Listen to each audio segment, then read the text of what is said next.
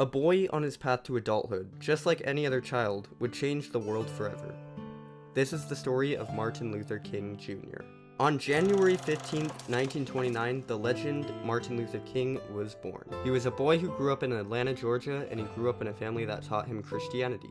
He lived on Auburn Avenue, where lots of African Americans lived. It was a community full of African Americans because of the Jim Crow laws. Oh, what's that? You don't know what the Jim Crow laws are? Well, I got you covered.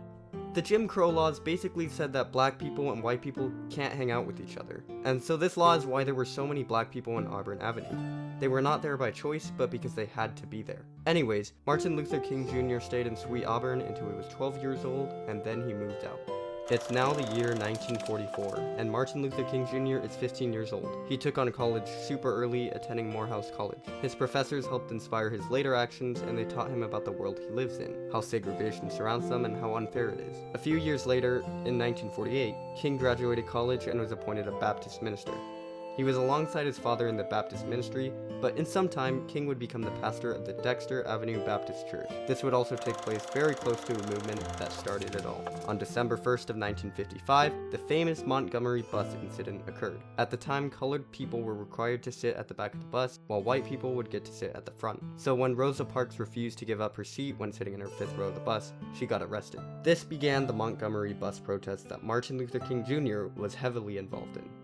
The protest lasted around 13 months, and King became a large leader for it. African Americans boycotted the buses and would walk instead of taking passage on a bus.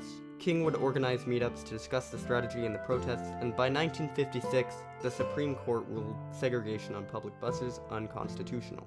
Thanks to Martin Luther King Jr.'s effort, the world has become a little bit better. Martin Luther King Jr. contributed a lot to the civil rights movement. He believed in nonviolent protests because violence was never the answer.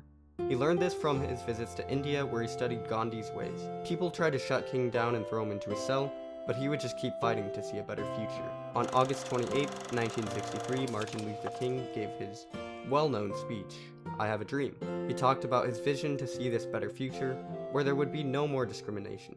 He says, "I have a dream that one day this nation will rise up and live out the true meaning of its creed.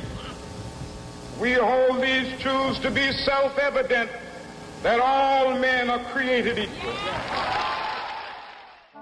In less than a year later from the speech, an act was signed that bans discrimination and segregation in public places. Unfortunately, Martin Luther King Jr. was shot dead in 1968. He is the reason for a changed and better world. So next time his day comes around, really celebrate it and do not lose sight of what he fought for. Thanks for listening.